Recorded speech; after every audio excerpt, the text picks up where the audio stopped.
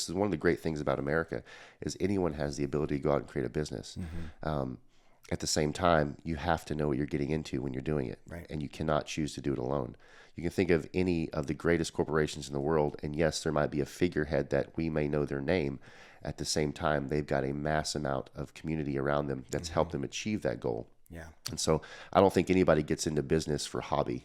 So if you have a business and it's not making money, if you have a business and it's eating up all your time, all that you honestly have is a hobby. Yeah. Unless you're making money and able to live the life that you say that you want to live, then you've just got a very expensive hobby. Yeah. And business wasn't created for that. True. There was a guy on our call this morning, our men's call this morning, Nate. He's been working with me for a few years, and he just came back from a 10-day vacation in Santa Barbara. And he's a triathlete. He's training for a triathlon coming up here in a few weeks. So he got his biking and his running in the hills of Santa Barbara.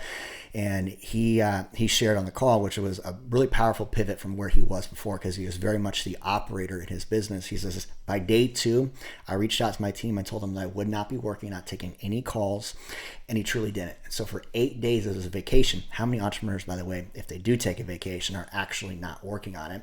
But he's got a team in place. He's got a set of instruments. He's got data points, KPIs, and the right leadership team that can fly the plane completely without sight. And that's the point that I think every entrepreneur should be striving towards. It's not about the money that you create if you have no margin in your life, right? And so if you make all the money in the world, but you're working 140 hours per week, like that's a prison that you can't exit from. That's true. It's very true. And I love the analogy you gave of Nate, because I think this is what most every business owner gets into business for, is to have the ability for autopilot. So if you ever taken a trip and flown commercially, it's not a rare deal to be up in the air at 30,000 feet, and you see the captain. How fast? Yeah, right? You see the captain walk through the fuselage.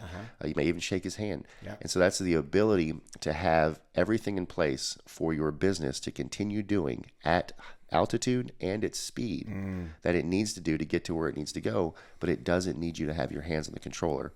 Now, the beauty behind autopilot is it does give some freedom.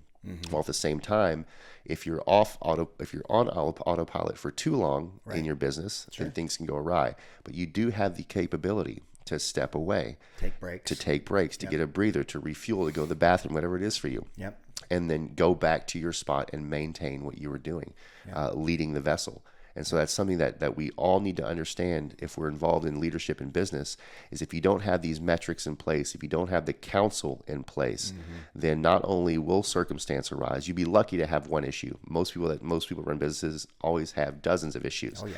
Right? So you've got to have this in place, because it's not if, but when this weather comes or the circumstance arises, that you have things in place to help you get through them.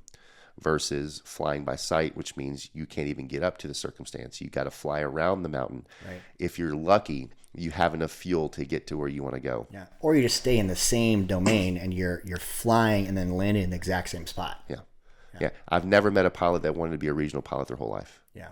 People want to fly the distance. If you create a business, you design it wanting it to go the distance, wanting it to go beyond even your life and become something like a legacy type business.